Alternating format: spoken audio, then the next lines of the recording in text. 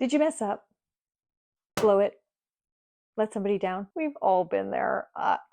First of all, I'm sorry. I know it feels terrible to drop the ball or disappoint somebody. I often hear people say, you could be angry with me, but please don't be disappointed in me. Well, it's a horrible situation, but it happens to all of us. Now, if you are an accountable person and you care about your performance, you care about your failures or trip ups, well, you have a really important thing to do next. You got to apologize.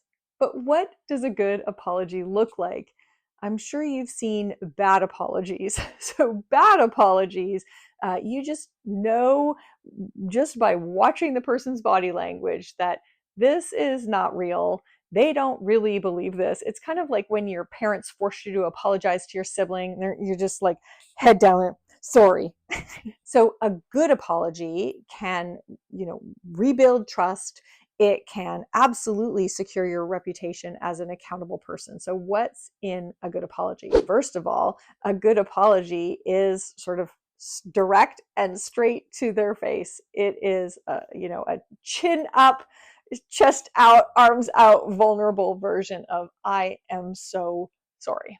That's where it starts. That agonizingly painful, vulnerable position. And interestingly, when you kind of hold your arms out from in front of it says like, I get this. I'm going to make myself totally vulnerable to you. I know I messed up. So that's where you start, but that's just the start. The second thing is to objectively describe what you did or didn't do.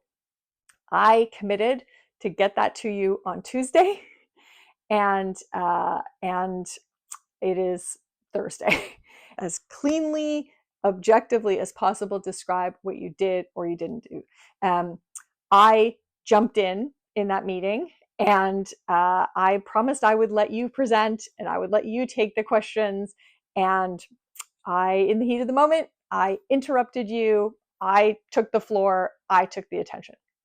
So something as objective, as observable, something that when you say it, the other person's going to go, yeah, you did, because you want to get their head nodding in this conversation as an important way of starting to rebuild the relationship. Describe, and better yet, ask about the impact that that had on the other person.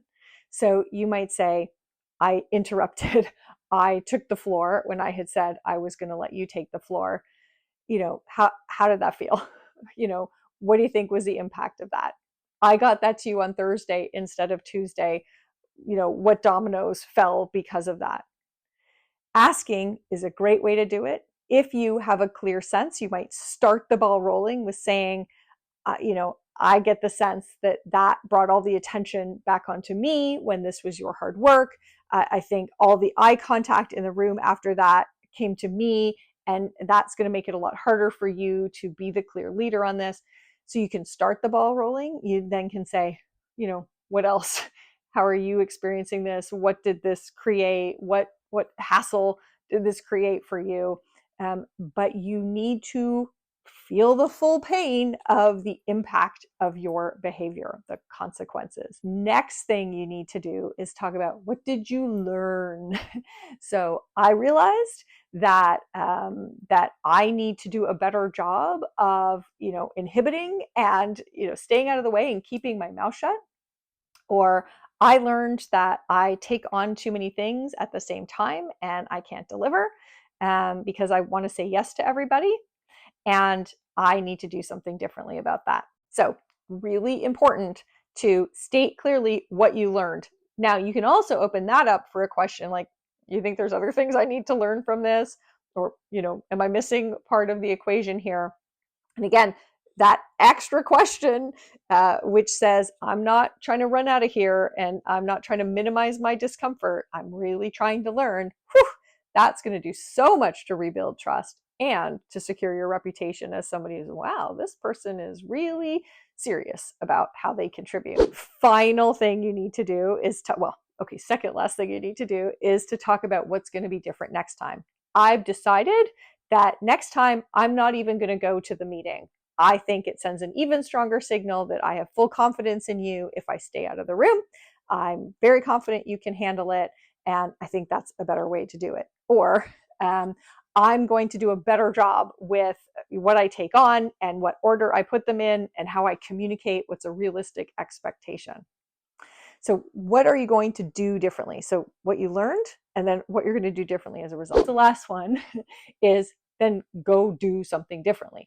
And you probably, when you do something differently, you probably need to have a few little milestones or checkpoints that show the person that, see, I'm doing it differently.